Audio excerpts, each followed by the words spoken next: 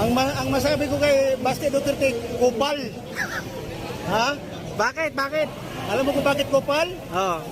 Kasi hamon sa ng hamon kay General Torre. Tapos ngayon pinagbigyan siya ni General Torre. Marami nga sa yung dahilan kaya ang tawag niyang kupal. Ha? So anong ibig sabihin nun? Kaya pumunta ng Singapore, ano sa palagay mo? Kaya pumunta siya ng Singapore kasi nga kupal, duwag. Duwag ba? Ha?